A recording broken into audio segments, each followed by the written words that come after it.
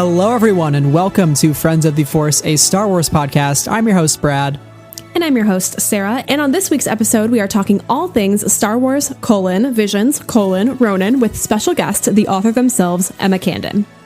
If you're not already familiar with what Ronin is, it is a spin-off novel from Star Wars Visions, the episode The Duel. So what Emma did was take that and sort of reimagine the Star Wars mythos in the style of Japanese storytelling and Japanese culture. And we were so excited to talk with them about what really inspired the book and some of the ideas that were drawn upon, especially in collaboration with Kamikaze Douga.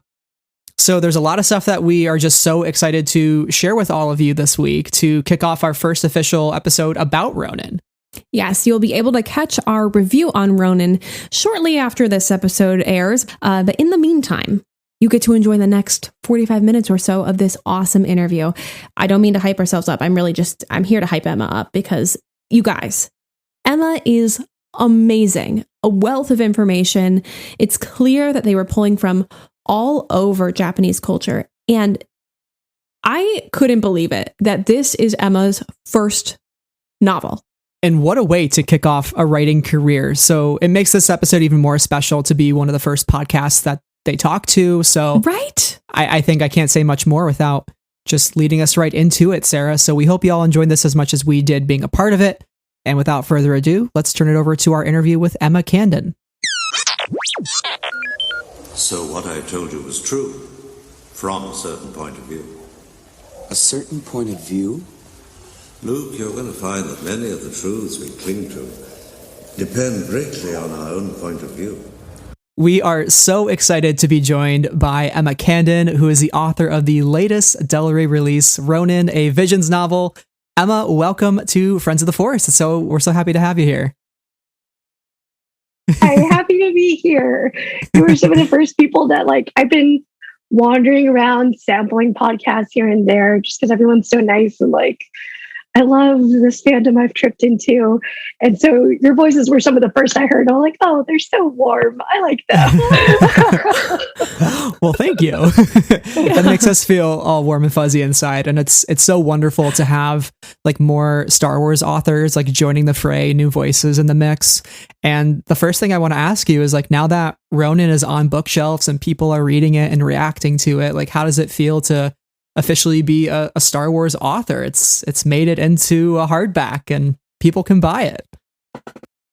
My gosh. So I'm one of those people where my feelings are always a little bit delayed. So the surreality is where I live a lot of the time. And then suddenly I'll be driving to the grocery store and suddenly I'll be like, oh, they let me write a Star Wars book. And I'll just have this moment of Star Wars euphoria. Yeah. So yeah, it's very intermittent for me, but it's I've said in places here and there, this is a project that I could not have imagined existing before it was brought to me. They told, I was brought onto the project, I think about a month before it was officially announced. At one of the investors meetings, or maybe it was even less time. But I learned about it very shortly before the rest of the world heard anime Star Wars. And it's just it's wild. It's so unbelievable, but such a good fit for my background that I'm just very grateful to have been invited to be part of it. So yeah, it's still difficult to digest all the time. But when I do, I'm grateful. I am grateful to be here. Yeah. I can't imagine having that like sudden realization at a random point in your day. You're like, oh, that's something that they let me do that. My God. You're like, and not only did they let me do it, I did it. You know, I finished it too. I feel like maybe it's like one thing to get the offer, like the excitement, and then another thing to go about your day writing the book and just working through all of the challenges and delights that come with the process of writing. Yeah. No, I mean, like part of it was just like, gotta get it done, gotta go, go, go, go, go. Mm-hmm. I think we were all kind of having a tough January, but this was getting me through that because I started work in earnest. Like I was doing the outline work in December, and then I started the actual writing in earnest in January. So I credit with a lot of my publishing work with like, this is what's been getting me through the pandemic. Oh, yeah. Just putting my nose to the grindstone and getting the thing done. Yeah, you mentioned the investors meeting, which it brings me and Sarah back, like watching that live last December when they first announced Star Wars Visions. We were like, oh, like what is that? It's going to be an anime? Like, oh my gosh, that's so cool. And to think now that we are almost 10 months later, we have Visions, we have this wonderful novel that we didn't even know at the time we would be getting. And it's just been such a nice and refreshing step for Star Wars to take. And yes, I've just been we've been so enthusiastic about it. But I want to hear from you. Have you had a chance to make it through all the Visions episodes? And if so, like, what have been some of your favorite stories so far? And like, what have you really connected with from the series? Is that our time zone, I like to say we're at the butt end of the space-time continuum, because we're like, New Zealand was one of the first, we're one of the last in the way the time zone works. But that means because everything goes up on Disney Plus at midnight Pacific, it comes out at 9 p.m. at night for us. So it was a very sensible and normal thing for me to watch all of Visions the second it dropped, which is exactly what I did.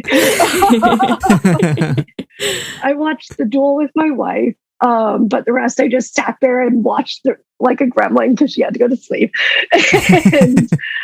And there were some that like I knew right off the bat, even when the trailer is like, oh, that's for me. That's geared towards the kind of watcher and viewer that I am. So like, I knew I would love The Village Bride. I did love The Village Bride. It's exactly the kind of thing I like in anime. It was sort of this middle ground between Princess Mononoke and Mushishi, which are two of my favorite things that I've ever watched in anime. And it's like, oh, the music reminded me of everything in the soundtrack in the Nier games, Nier Automata, Nier Reincarnation. Just gorgeous vocals in a language that isn't really real, but enchanting. Yeah. I watched my friend play that game and I was just completely enraptured by it. I was like, it's so amazing. It's so good. I love it. It's like my favorite video game, Automata is. But I was a little surprised by how much I liked Lupin Ocho. I thought it would be like cute, like, okay, cool. But I actually thought its storytelling and choreography was so good that fight between Lupin Ocho at the end, that felt like the high point in the fights to me, because for me, a really good fight, the emotions are very clearly present and like you're already invested in those two characters. Like some of the other all the other fights we've seen, like it's between a person we know and somebody else. And maybe that person has been like a threat, a looming feeling, like the Elder, who's so spooky and I love him, but you know, that's one thing. But then you care very much about these two people and you very much want them to like get along again. But no, it's just, they're fighting and it sucks. And I loved it. But then I've noticed people talking about how Akakiri, people like either loved it or hated it, and or they're like, I think I get it, but I didn't really enjoy it. I liked it a lot because it made me feel bad, because that's the kind of audience I can be at times. I don't really like writing tragedies, but a good tragedy. Delicious. I really liked it.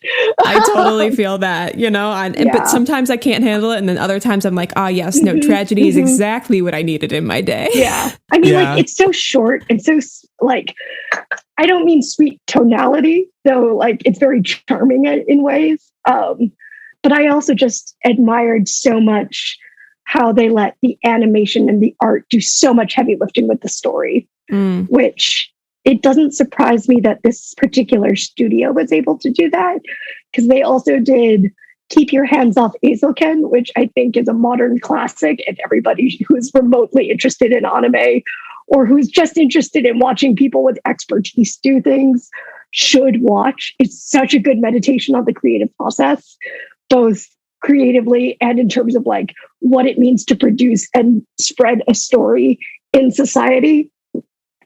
And it's desperately funny too. So, but Science Saru did that one, and it's so good. Yeah. I'm clearly getting out the pen and paper in this episode, and I am taking notes because I will go and look that up later. Girls deciding to make anime, and they're all absolute gremlins, and they're so great. I love them. You're like, oh, these are actually like people I might have known in high school because they're just awful children. I like them a lot.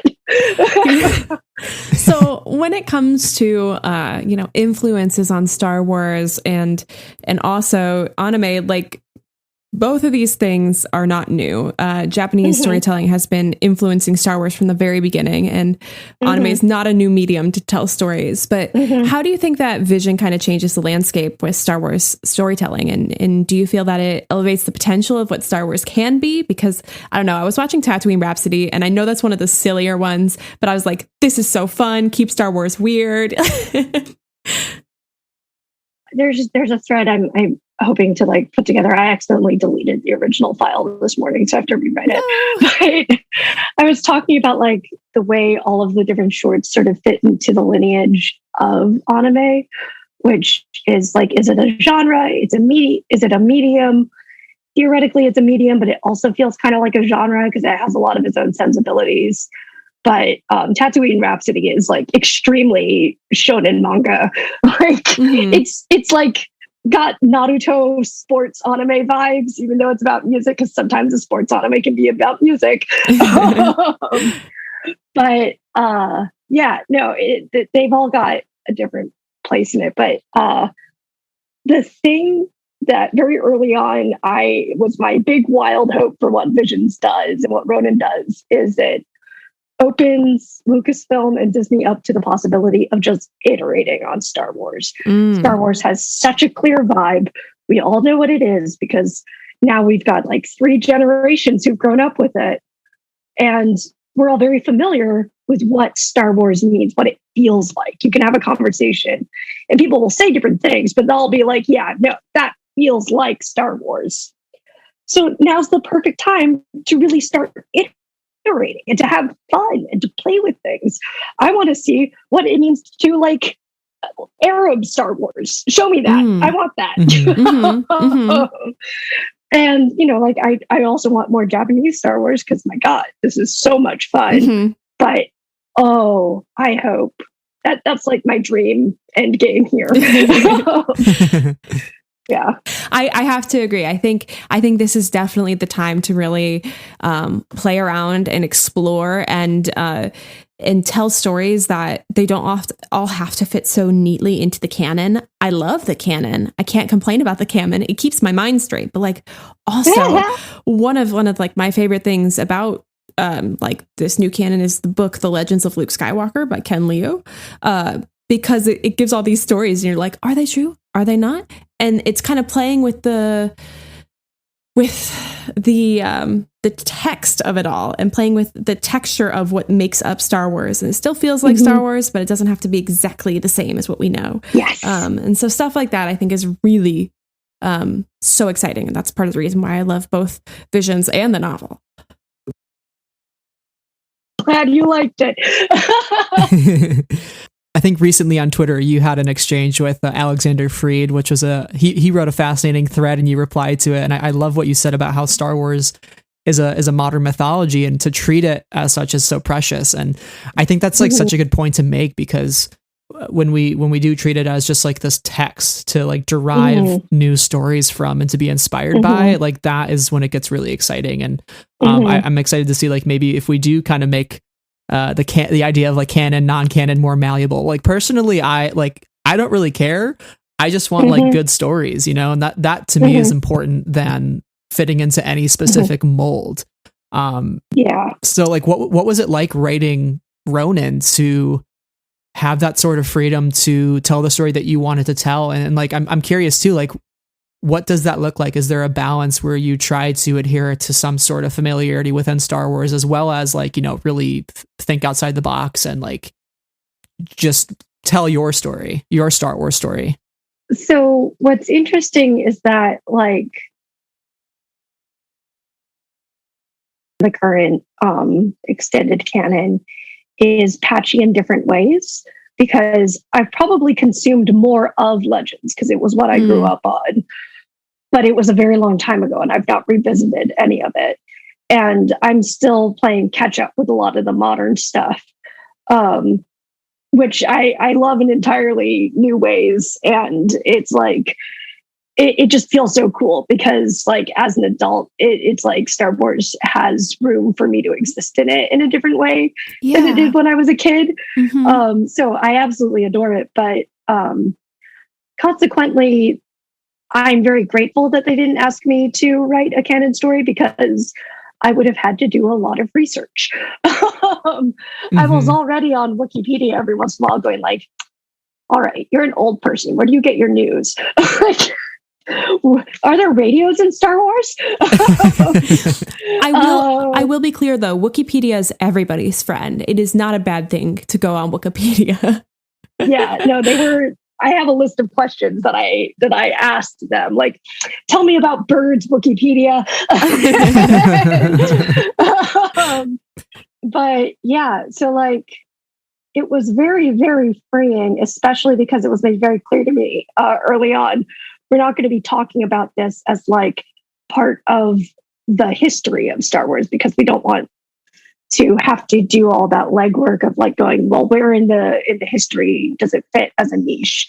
And so thinking about it in terms of mythology and folklore was very natural as an extension, just because like I have thought about Star Wars as modern mythology for a long time, just because, like we all know how it was drawn from sort of this notion of how a mythic arc works with Campbell and so forth. And like I have my own problems with Campbell, but like that was the idea. So in that sense, if I'm making something that's speaking to that, but is not that, then it's perfectly within the mythic tradition, because that's how that's how folklore work. It's just these things, moving from place to place, varying, developing, taking on new forms, reflecting itself all the time. And so it was like I spent time thinking about what is the soul of a Star Wars story, like what are its trappings, like what does it look like when you meet it and you're taking it in, but what should it feel like at the end of the day? And so I was thinking about in terms of like melodrama and very like strong emotions reflected in the scenery, and the kinds of like every moment visually should match what is happening internally, right? It's an inherently cinematic kind of story. So that was a lot of what I was thinking about. And I was also thinking about like, okay, well,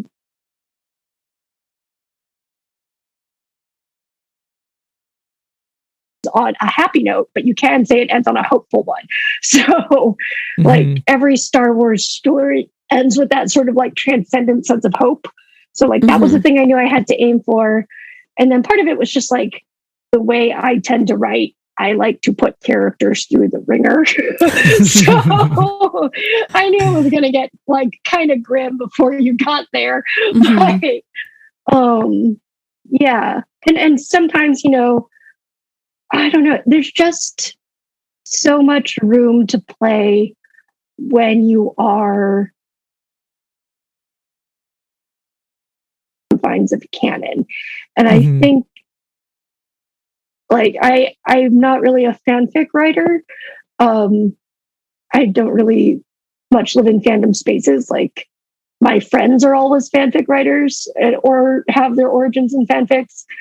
I have now met some other writers who are like mostly only original people, but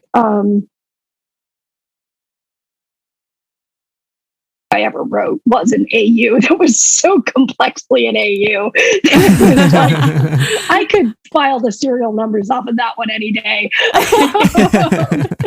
But like, it was similar to that experience. Like you're using all of the language of it, but you're reinterpreting it in a new form. And it's really fun to play in that space. Yeah. And there's a lot of room in it. And because the nature of Star Wars is already mythic, it's just a very natural extension, I feel. Absolutely. Absolutely. I kind of want to take it back a little bit because you mentioned that, you know, of canon and legends and all the stories, you've read a little bit more or consumed a little bit more of the legends stuff. And also in your acknowledgements, you do mention that you broke up with your wife during college for the manner of less than a day because she hadn't seen Star Wars. So what I want to know is, you know, what's your personal history like? As a Star Wars fan, where did you get your start? I have to say, like, as a comment, I'm really glad you got over that issue and that relationship. Glad it's going well, it seems. But okay. What was that moment like? What's your history as a Star Wars fan? So, all right. So my history is that we were on vacation, my family. I'm like 7 years old, and on the stinky little television in the cabin we're renting because we're like at a river. Some guy is upside down in ice and they're just getting like, what's going on? And I just sat there for the rest of the day and watched the rest of Empire Strikes Back and Return of the Jedi. And so New Hope was the one I saw last. Amazing. Love it. I was just like, what's going on? And I was sucked in. I consequently went to the public library near my grandma's house and read all of the Star Wars books I could find there because I was already a ravenous reader. And so like that was my patchwork experience growing up with Star Wars. I was reading like those encyclopedias that they were putting out where yes. like 100 characters or like 100 ships. I was devouring those, and they would like lead me to books that like, oh, okay, well, I haven't read that book. I should look for that one. And yeah, that was my childhood. I was playing Imperials and Rebels at St. Louis Heights in the woods with all my guy friends. And yeah, I was deeply, deeply that nerd. And then in college, my girlfriend just happens to mention, oh yeah, no, I've never seen the original trilogy.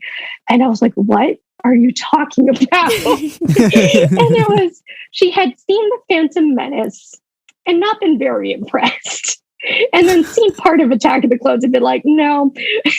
And so I was like, all right, well, I'm going to break up with you. And we're going to go sit on my bed and we're going to watch the original trilogy. And then we can get back together. I love it. You're like, we're going to fix this right now. And after that, we can have a conversation about it and it'll be great. And then we'll be on the same page and things will go swimmingly. Right. Exactly. She was about to head to Wales for study abroad. So this was one of the last things she did before she left. Oh my gosh. Suffered a very serious 9-hour breakup. Yeah, where we cuddled on the bed and watched Star Wars. But we were broken up, to be clear. Oh my goodness. Yeah. So I was always a little afraid that I had bullied her into it afterwards. And like, but I know it's true now because I bought her once like a Star Wars water bottle, like kind of as a joke, kind of not really. And she's treasured it in all the years since and brought it to work and was once accused of being a fake Star Wars fan. She was like, excuse me. No. Oh no. Yeah. So yeah, it's real. She's with me. I have to say, I love that you watch them completely out of order. You know, I feel like there's still, it kind of like permeates fandom. This like, you know, I was in the theater in the 70s and, you know, I saw it 12 times. It's like, you know, there are so many more ways to get into Star Wars than just that. And I was a prequel kid, so I still have all of those encyclopedias and books and my Phantom Menace one may be falling apart, but I still have it. I love her, you know? So it's a special thing, I think, for us to carry through our lives and enjoy whenever we get into it. Yes. No, it's fun how we can all trip into it in different ways. Yeah. And it's like, yeah, I have no idea what it was about Yeti man upside down. What is he reaching for? This is weird.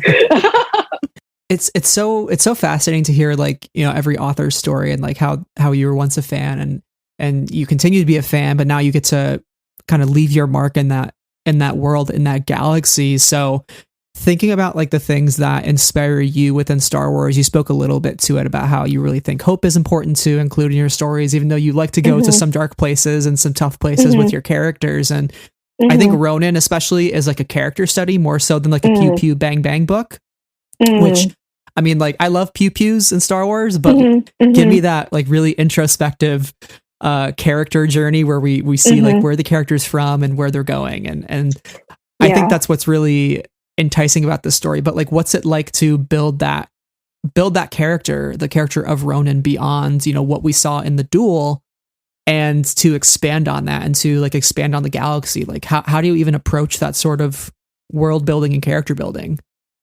Okay, so the first thing I got was like just the pitch, and they wouldn't let me see any of the material until I agreed to it. But it was like a very easy yes. It was like, "Hey, do you want to read Japanese Star Wars?" My God, of course. So the first thing I actually read was the original script by Mitsuyasu Sakai.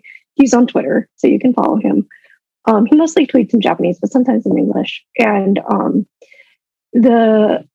shortly after that, I saw a very early draft of the animation. So like, you know, T poses and everything, and still some sketches in there. And the difference, I would say, between the script and the Duel as it like became a short is that the Ronin became much more taciturn.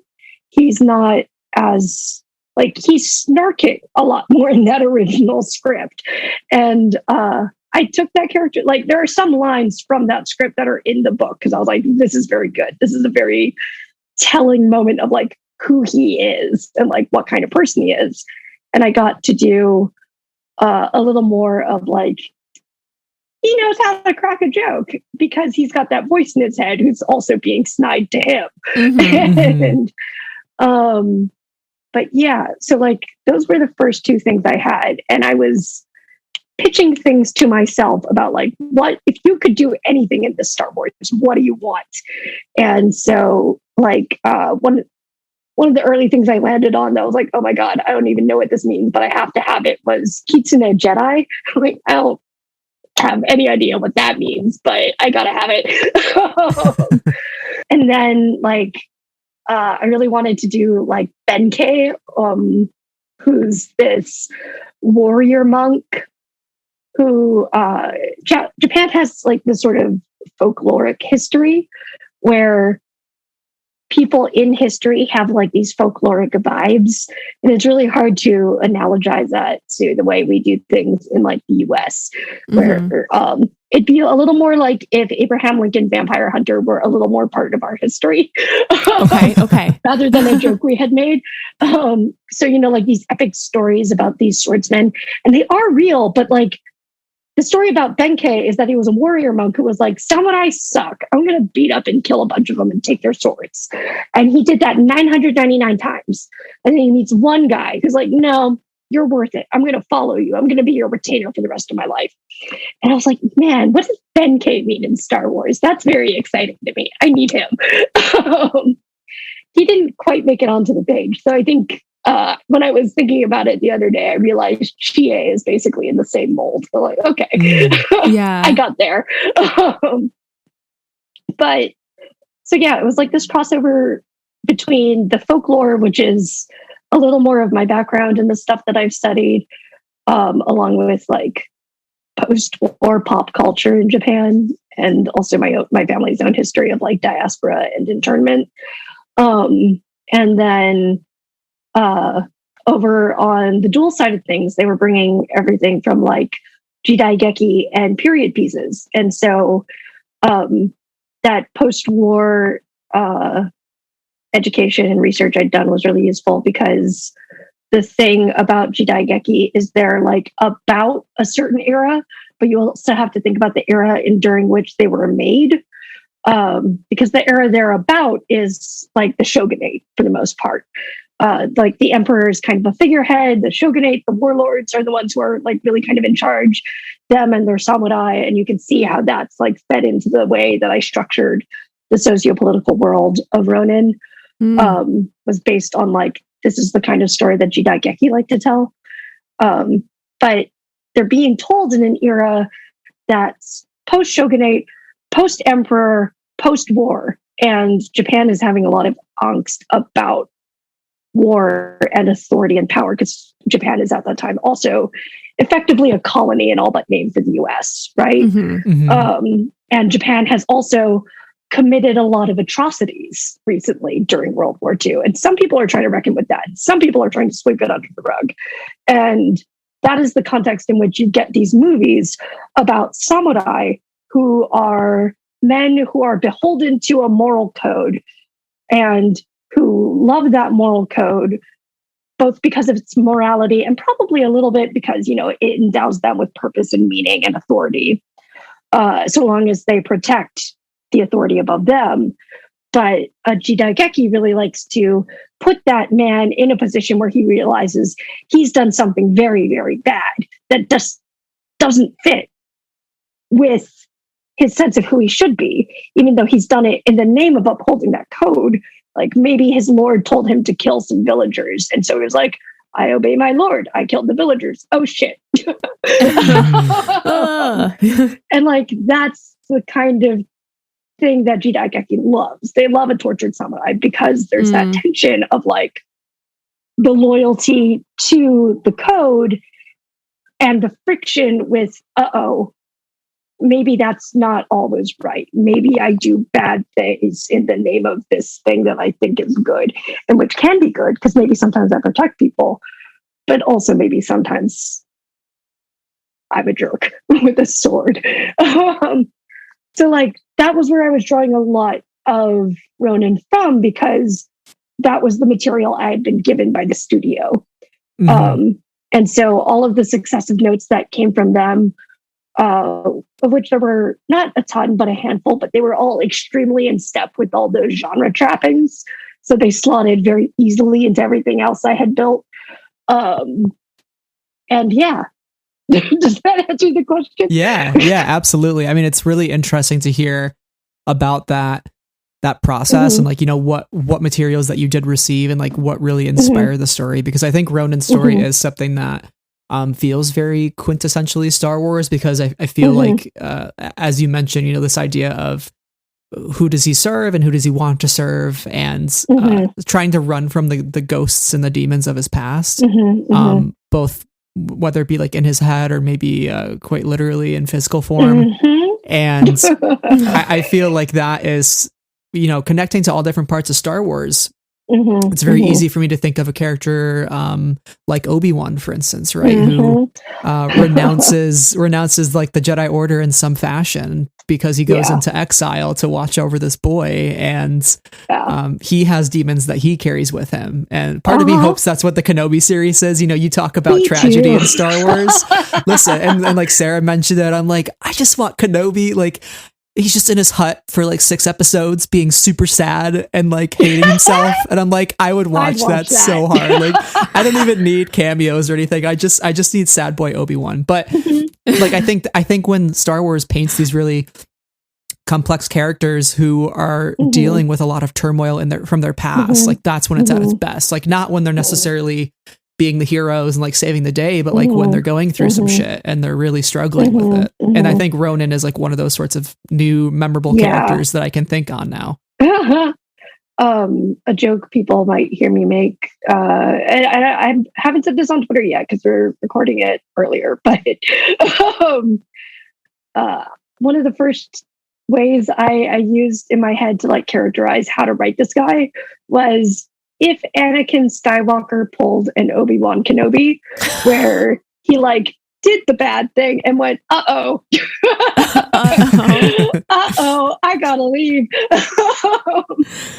And like maybe you can critique what he's been doing since. Like maybe that was also a choice, my dude.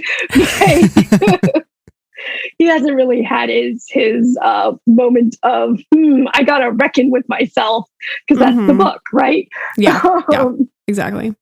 Yeah. But, yeah.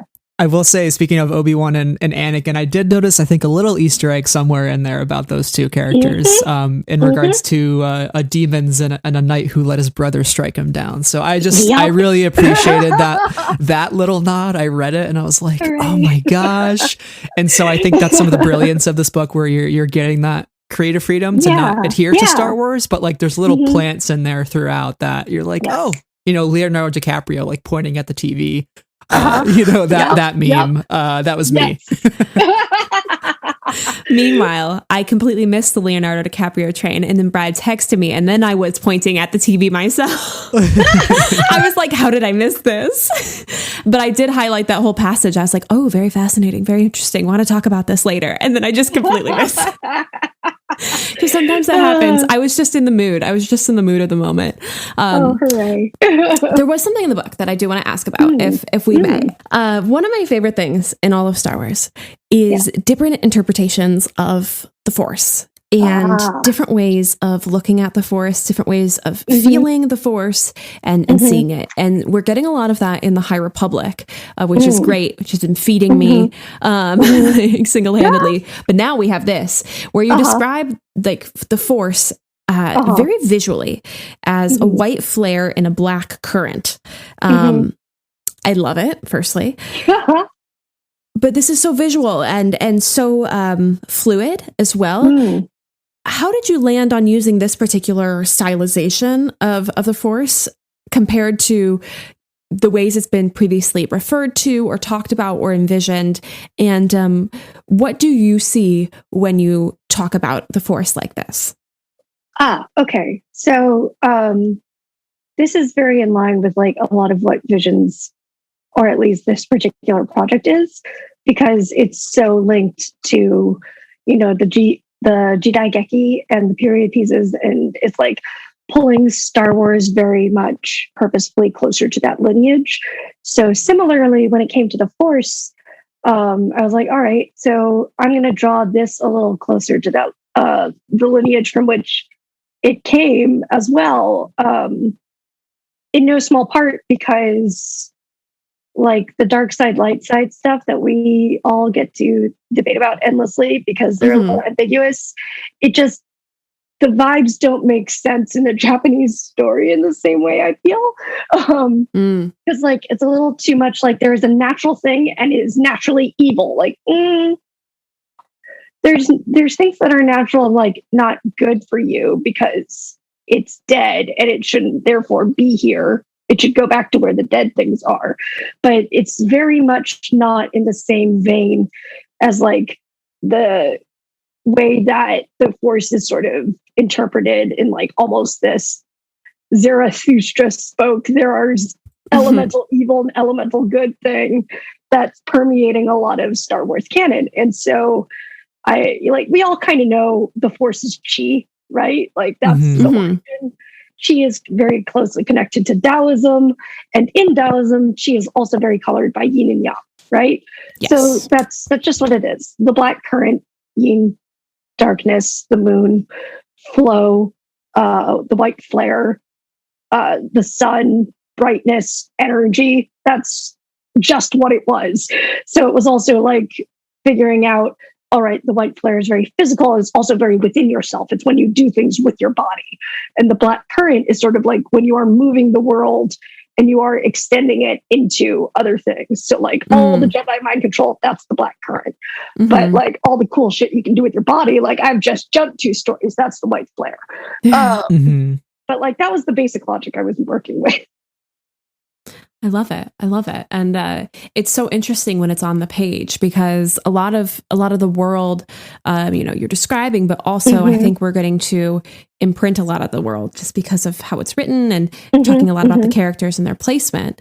But this is just one thing that's so striking within the book that I loved whenever it came about in the story because it, for me, had just such a clear and very present visual in my head. So I loved reading it. I loved reading it.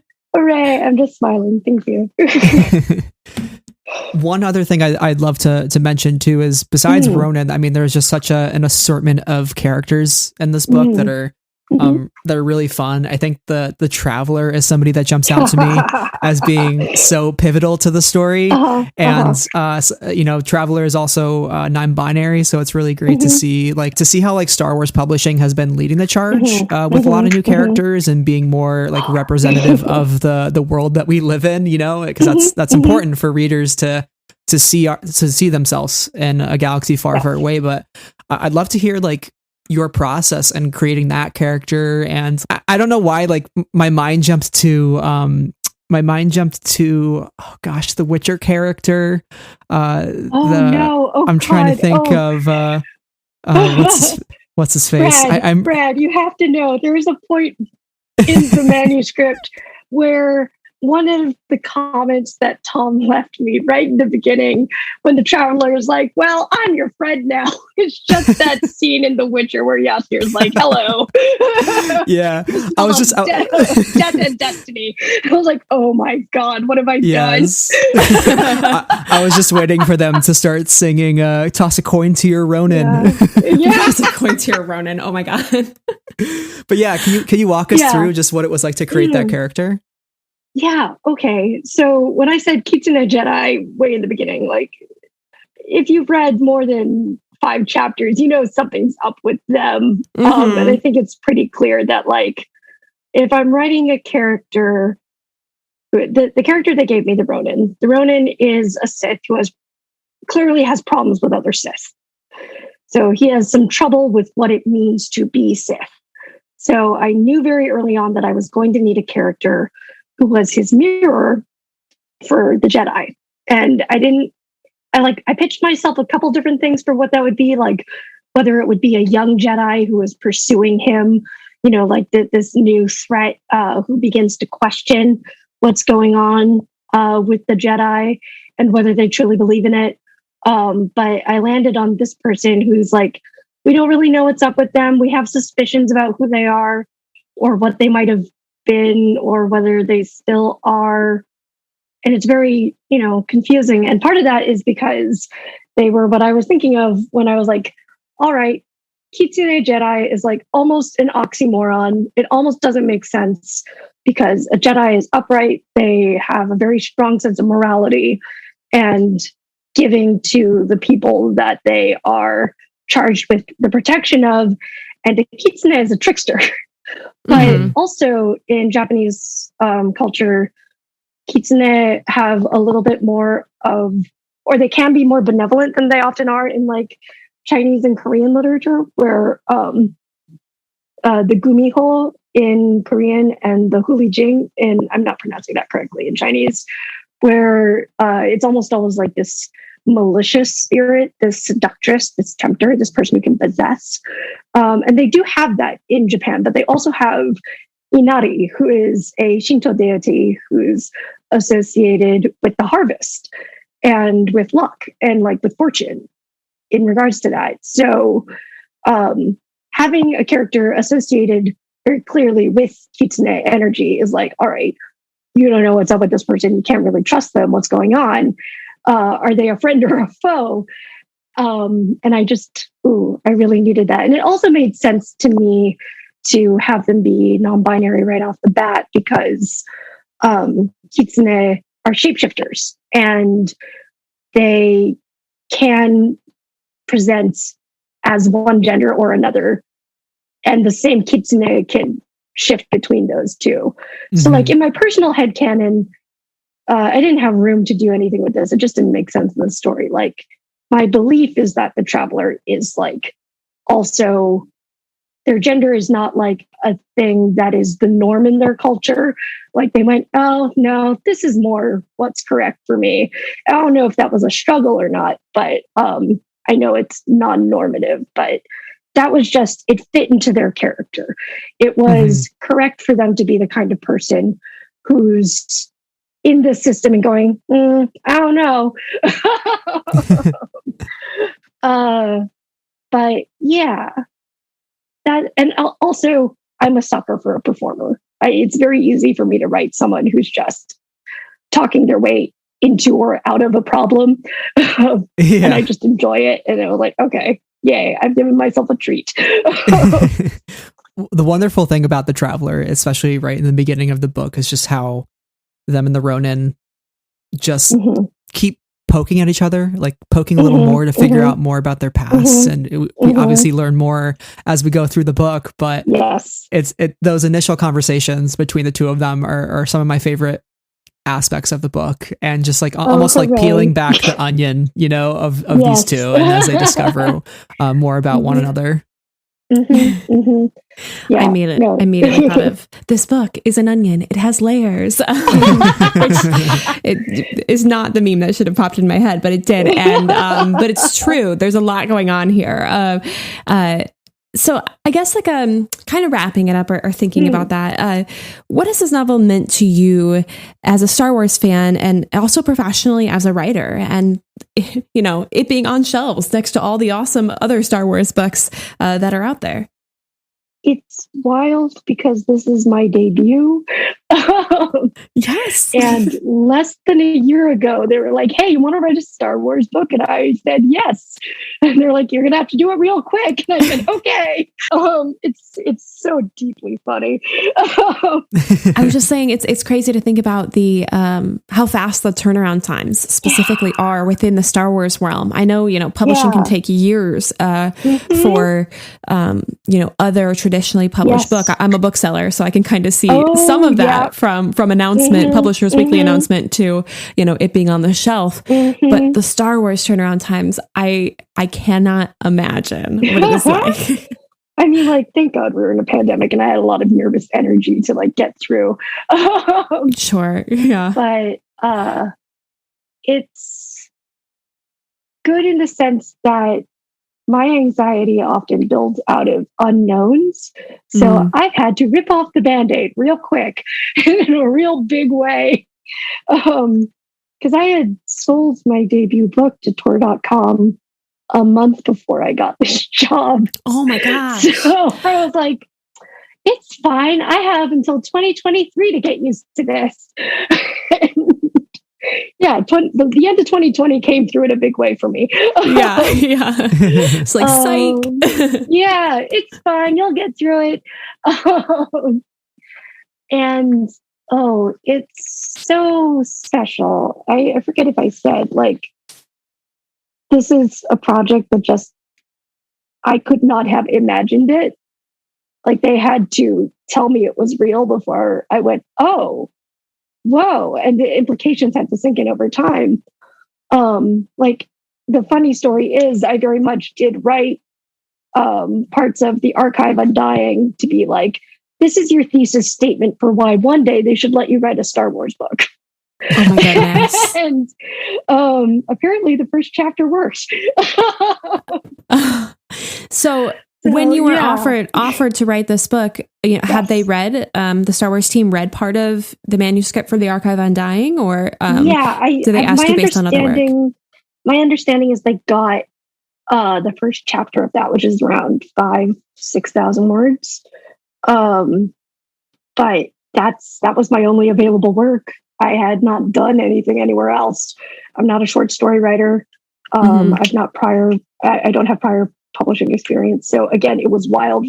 Them going, yes, you can do this. Come over here. Well, now I really can't wait to read the Archive Undying, because if it's a great first chapter, like that's the hook into any story. Hooray. So I'll put it on my Edelweiss highly anticipating shelf right now. Yay! Summer 2023. So close yet so far. Yeah, I have to finish editing it first. It really is wonderful to have Ronin as part of the Star Wars publishing family, and you know, hopefully this will never, you know, not be your last Star Wars book. You know, there's a lot of opportunity in a galaxy far, far away. If they ask me, I will happily work with them again. Everybody I worked with was just wondrous. Like, my favorite thing an editor can do can be to come up to you and go like, this was fine, but what about this? And then you have to go lie down about it and go, yes, no, they're right. That's amazing. Oh my God. How am I going to do that? Yes. And that was just constantly what was happening. So, I love it. Great team. Love Tom. Love his assistant, who I didn't get to talk to as much, but like she was always like conveying things like, hey, what if you did this instead? And I'd go, yes, let's do that instead. So yeah. Yeah, we like to close out every episode here with a couple of rapid fire questions. It's not a pop quiz, but just a way to get to know you a little better. And I think this one actually just popped into my head now that we're talking about, you said, if you can bring me back, do it. Like, I'd love to be a part of it. And I would love to know, let's say, like, hypothetically, you're working within the canonical confines of Star Wars. Is there an era that really piques your interest? Or like, if you were able to ever write another story in Star Wars, like that you would, let's just say, carte blanche, you can write wherever you want for Star Wars. Like, what era are you choosing? I would love to write more Vision stuff, but if in the canon, I think sequel era, I love those characters so much. They warm my heart. They speak to me so much. So yes. Yeah. Put me there. I'll be happy. Yes, absolutely. So, I mean, maybe you just teased this, but which Star Wars story, whether it be a movie, a book, a TV show, speaks to you the most, and why? What do you find yourself going back to? The Last Jedi. Because Yes. I'm an extremely meta nerd type of person. It's cinematically breathtaking. Like, every moment has me full of like, oh God, what's going to happen? Or I'm laughing, or I'm just so in it. But from a meta perspective, it's just such a good 8th step on a 9-step journey, because it's going, hey, what's all this then? What are we doing? Yeah. I speak for both of us when I say we agree. yes, you're in good company here, fellow Last Jedi stands. I want to make one comment. I referenced that one paragraph earlier about the demons and with Obi-Wan and Anakin, and I did love the last line, which I have to mention because it was beautiful. But it's the traveler saying, "One wonders if we live in such a time when ghosts might linger until they rise to shape the world, to become more than what they were as a sediment of flesh." I wish that I might wish for it myself. And my mind immediately jumped to like, we are what they grow beyond, because I think that is such a beautiful line from Last Jedi. And I just kind of connected the two dots there, and I was like, it's just so good. Think that, but hooray. That's the wonderful thing about the Star Wars movies. They're full of such banger lines that like people keep on going, this part is a reflection of this movie, and I go, I didn't remember that, but hooray. But that's what makes it all special, is it all ultimately can connect to one another in that way, even if we're all not thinking about all pieces of it at the same time there. Right. It's really cool to play with those threads. Yeah, because with Star Wars being its own modern mythology, it's almost it's subconscious in a way, right? So you writing that line, it's not an Easter egg, but it's in your subconscious, buried in there. It's in the same space, right? That's the same kind of language and the same kind of thoughts. So they marry wonderfully. Absolutely. Okay, so this is another hypothetical, because those are my favorite sorts of questions. So you get to write a scene where Ronin has lunch with any Star Wars character. You can pick anybody. I want to know which character is he having lunch with, and what are they chatting about? All right. I think there's a good answer here and a bad answer here. And the good answer is, I can't remember his name, Dex. I think he'd have a good afternoon with Dex. I think they'd be able to just chat about like random stuff and be kind of old dudes together. It'd be a great time. In the diner, of course. I think, like, the one where he'd be doing a lot of emotional labor would be where he's like sitting down with Anakin and being like, oh my God, no, you have to come back to Earth. Be here. Whatever you're doing, ain't it? Whatever you're doing. Yeah. Oh my gosh. I love both those answers. Do you have a favorite Star Wars character? That's hard. I don't really gravitate toward characters so much as like vibes. However, the character whose merch I buy at every opportunity is K2SO. Oh yeah. Oh my gosh. Oh, yes. I love K2. King. Absolute icon. The ones who made me cry the instant they were on screen were Baze and Chirrut. Yes. They just, like they felt familiar to me in a way that nothing else had. So by the time I met Rose Tico, I was like, all right, I get it now. But like, I would read so much about them. I have not read the Guardians of the Will stuff yet, but I gotta because I love them. Well, the manga just came out too, which if you're looking to get into that, I bought it. I'm still waiting to read that now. But I love them. I sense that all three of our interests really closely align because we also love Rogue One and Rose Tico especially. We have the amazing Super Yaki shirt. Be nicer to Kelly Marie Tran, you Jags. That's my favorite shirt that I own. But are you excited for the Cassian series to see more about Andor and K2? My son. My big mean son is coming. I can't wait. Very exciting. So we mentioned Andor, but what current or future Star Wars project, maybe a second season of Visions or something else entirely, gets you the most excited or interested in the future of Star Wars, and why? The thought of more Visions is so exciting. I really hope they do more. That would be amazing. There's so much. I'm going to go into this a little bit in the thread that I plan to write, but there are so many subgenres of Star Wars that haven't been touched that I would love to see expanded upon. Or like, what if someone really went into like kabuki as an inspiration? Or no, oh my God, that would be amazing. Or like even more into like folklore. And can you imagine like Star Wars Tengu? Fuck, it'd be so good. Yeah, it'd be amazing. I'm here for it all.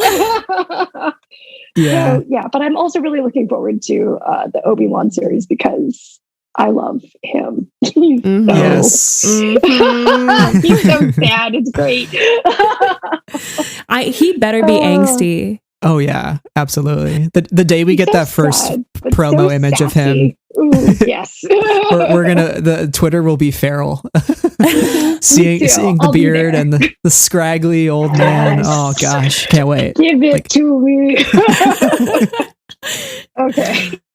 So our final question here is, what does Star Wars mean to you? I think everybody has such a different answer for this, and it's always the most wonderful thing because we all come into it from a different angle and a different appreciation. That's such a good question because it's so hard to encompass it. It's been absolutely my longest running interest.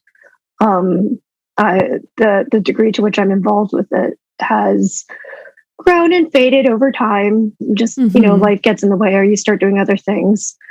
But I really think it has to have shaped the kind of reader and thinker and writer I am. And certainly I'm happiest in a genre when I'm not confined by either science fiction or fantasy, and wonderfully sci-fi science fantasy is ascendant right now. But I think it's almost like this eternal background noise in my life. Just because it's always kind of lurking there. It's part of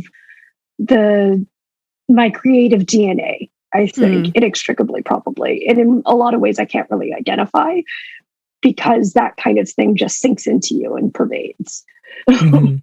Yeah. Not a very concrete answer. No, I think that's entirely fair. Yeah. Yeah, it is incredible how Star Wars shapes us. And as we grow to become the storytellers of Star Wars, we shape Star Wars. And I say we as in you in this case, because you're the one writing it. But that's the beauty of it, right? And that's sort of going back to the idea of iterative storytelling is each new generation brings a new way that they're inspired by Star Wars, and the next storyteller can change it dramatically and make it even more inspiring. Right. So thank you for your voice in Star Wars, and we're so excited about Ronin. Wonderful, thank you so much. This was it was really giving space to talk, and I'm really grateful for it. Thank you for all the conversation and the delight and the warmth. Well, thanks for taking time out of your day, and we look forward to chatting with you on Twitter or whatever we get to chat next soon. And all the good vibes, all the good vibes. Hooray. Speaking of which, where you. can our listeners actually find you online if they want to follow more about your Star Wars opinions? And I know you mentioned your new book that's coming out in 2023. So what's going on in the life of Emma? So I'm mostly on Twitter at Emma Candon, EMMACANDON. I theoretically also have accounts on Instagram and Tumblr, which are just M Candon. And I like Tumblr because it's where the weird internet lives and also where I can ramble about things. Yeah. So ideally, I'll just like chat there at some point. But yeah, that's where you'll find me online. And the next book is The Archive Undying. It's big, sad robots, divine AIs, and fraught queer romance. I cannot wait. Wait. I'm so ready. I'm like thinking about what this amazing book cover could look like, and I'm ready to have it on my shelves. Oh my God. We were having such good, cool conversations about it lately. I can't wait to see what they come up with. Very exciting. Well, Emma, thank you once again for your time. And until next time, may the force be with you always. Thank you. You too. Hey everybody, thank you so much for listening to our interview with Emma Candon. It was just such a pleasure to have them on the show and talk all things Ronin. I also have to mention her upcoming novel, The Archive Undying, which comes out in 2023, which, oh my God, is so far away, but also not that far at all, which is an original speculative novel about sad giant robots and fraught queer romance. Count me in, is all I'm saying. Yeah, in the post-apocalypse. What is a post-apocalypse? I gotta know. Wow, what is that all about? Thank God for writers, because they dream up these worlds that we just can't even imagine. That our puny little brains cannot handle. Yes, writers' brains are just bigger. Well, if you want to deal with Sarah and I's puny brains even more, you can follow both of us on Twitter, Letterboxd, and Goodreads. And you can also follow Sarah's Instagram at Sarah's Puzzled Pages, where she talks all about books all of the time. If you're listening to this podcast, make sure you subscribe so all of our latest episodes drop right into your podcast feed. And if you have a couple extra minutes in your day and you really enjoyed this episode, please leave us a review because it lets us know what we're doing right and helps other folks find the show and join our Star Wars discussion that we've created here. We also have a Patreon where tiers start at just $1, and we are so grateful for our patrons: Amy, Anna, Brian, Cheryl, Deborah, Donnie, Elegy, Jesse, Jen, Knights of Ren, Huang, Levi, Lindsay, Lucy, Marie Claire, Neil, Sarah, Rachel, Saber Bouquet, Sky Talkers, Travis, and T. Thank you guys. Yes, thank you all so much for listening, and until then, may the Force be with you always.